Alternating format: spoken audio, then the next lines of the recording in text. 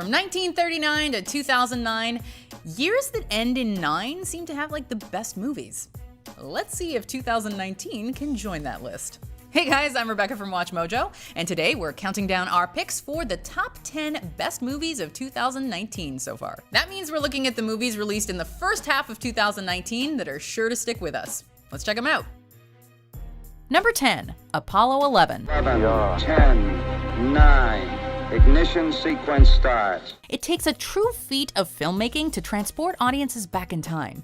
But that is exactly what director Todd Douglas Miller accomplishes in the documentary Apollo 11, a captivating exploration of the 1969 mission that put a man on the moon. Since this spaceflight happened 50 years ago, you wouldn't think there'd be much left to say. Through never-before-released footage that Miller's team recovered and gorgeously restored, however, this historic milestone is given a whole new perspective. The Eagle has landed.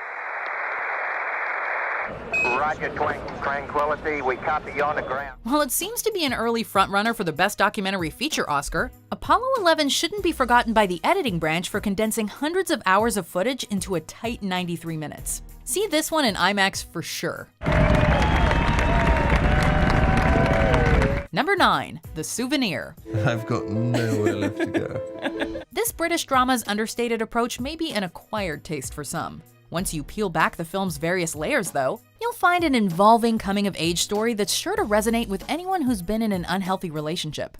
Acting opposite her mother, Tilda Swinton, Honor Swinton-Byrne delivers a breakthrough performance as Julie. I feel as though I want to not live my whole life in this very privileged part of the world I come from. I want to be really aware about what's going on around me. A young film student, Julie becomes romantically linked to the mysterious Anthony, played by Tom Burke.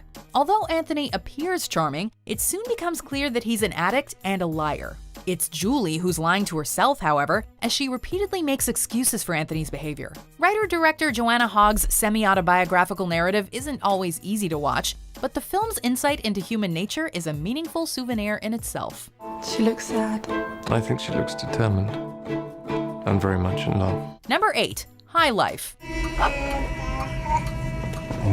Robert Pattinson has certainly come a long way since Edward Cullen. In High Life, Pattinson turns in a multifaceted performance as Monty, a criminal living out his death sentence on a spaceship where prisoners find themselves at the mercy of Dr. Dibbs, played by a seductive Juliette Binoche. High Life encompasses the visual flair of a sci-fi blockbuster like Interstellar and the humanity of a sci-fi art house picture like Solaris.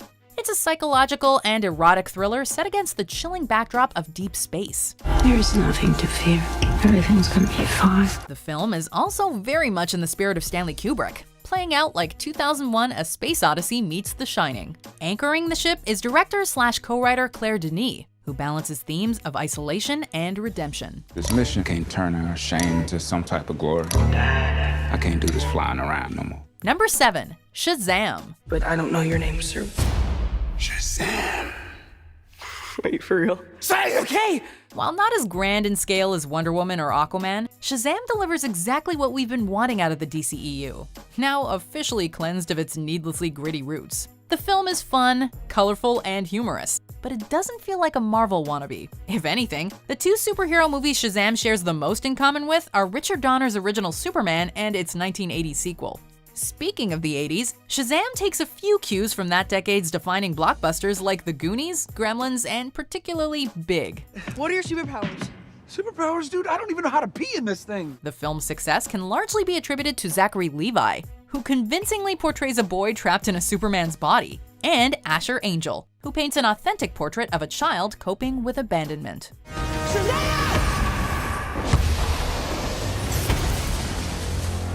Number 6, Rocketman. I could hear the whole tune in my head. It was all there, I could see all the notes, and I just had to get it out. From Bohemian Rhapsody to Rocketman, director Dexter Fletcher has played a hand in two of the most rousing musical biopics of the past decade. Rami Malek won a Best Actor Academy Award for his performance as Freddie Mercury, and we wouldn't be surprised if Taron Egerton finds himself in a similar position for his electrifying portrayal of Elton John. Egerton blasts off the silver screen as the charismatic English singer, taking the audience on a voyage down the yellow brick road. I'm thinking of changing my name to Elton. But that's my name. Yeah, I know. The film chronicles John's neglected childhood, rise to superstardom, and battle with substance abuse, all of which is set to a pitch-perfect selection of songs. The result is not only a stimulating jukebox musical, but also a fascinating look behind the heart-shaped glasses. Number 5. How to Train Your Dragon: The Hidden World. I don't see a way of staying here any longer. 2019 is sure to go down as a landmark year for animated sequels. The Lego Movie 2 was a gleeful follow-up to its 2014 predecessor, and The Hidden World concluded the How to Train Your Dragon series on an appropriately bittersweet note. The story of Hiccup and Toothless is perhaps the closest an animated franchise has come to replicating the magic of Peter Jackson's Lord of the Rings trilogy. Each chapter raised the stakes, expanding upon the lore, and took the action to new heights. Most importantly, the series never stopped evolving its characters. It really does exist. Hiccup is one of the few animated protagonists we got to see grow from adolescence to manhood over the course of multiple films and shows, culminating in a satisfying send-off. What are you gonna do about it? Probably something stupid. Number 4. Booksmart. What took them 4 years, we are doing in 1 night! The funniest movie of the year so far also just might be the wisest. Olivia Wilde's foray into filmmaking is carried by the wonderful dynamic between stars Beanie Feldstein and Caitlin Dever. The two actresses reportedly made an instant connection upon meeting, deciding to move in with each other shortly after. Their genuine bond translates beautifully to the screen in this honest and hilarious high school comedy.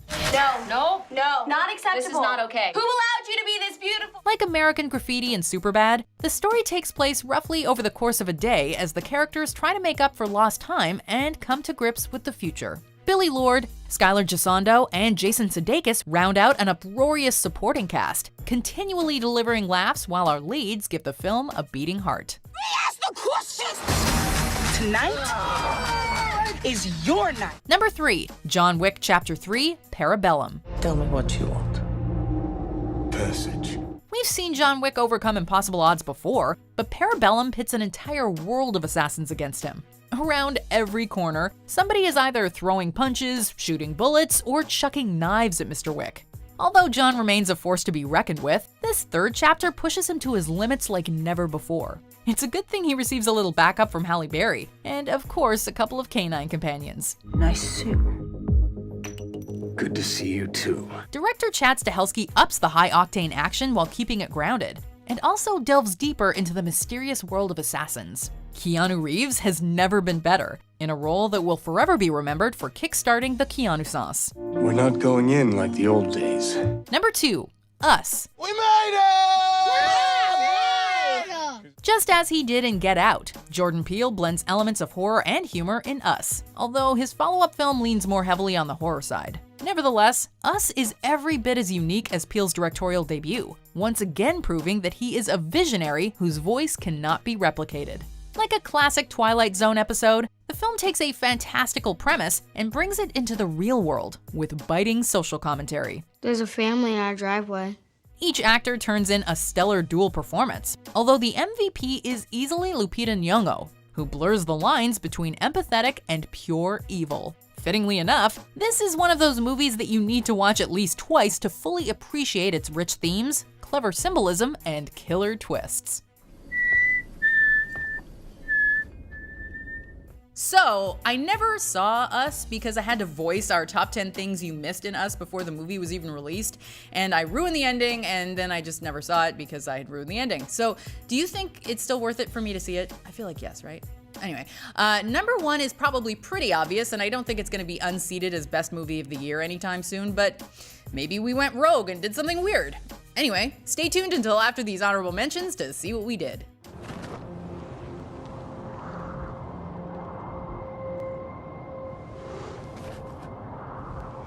I don't understand why she didn't tell me. Well, I don't know.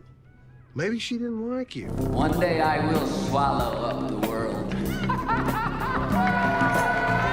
Because life just goes by in a flash. Like that. I know. You tell me the same thing every 10 years. What are your names again? My name. It doesn't matter what your names are. You walk around here interrupting the rock you like you haven't seen the sun in 20 years. Not quite at the end yet. Almost there though. Just be sure to subscribe to our channel and ring the bell to be notified about our latest videos. Alright, back to business.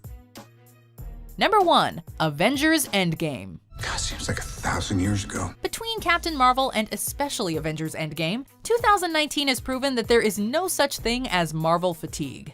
After 21 movies and 11 years, Endgame delivered everything we could have hoped for. And we mean everything. Every character is given their due, every risk the filmmakers take pays off, and every storyline the Infinity Saga has set up miraculously comes together. It's a movie that'll have you crying at least once, cheering at least twice, and rewatching over and over again. I keep telling everybody they should move on. Some do, but not us. We'd say the MCU is never going to top this cinematic achievement, but then again, many of us thought the same about the original Avengers. In any case, a new standard has been set for superhero crossovers and modern Hollywood epics. This is gonna work, Steve. I know it is. Because I don't know what I'm gonna do if it doesn't. Well, that number one seems inevitable. You see what I did there? Anyway, I can't wait to see what other great Keanu Reeves movies we get this year. Let us know in the comments what great movies you've seen in 2019 so far. Be sure to like and subscribe, and check out this other video, just cuz.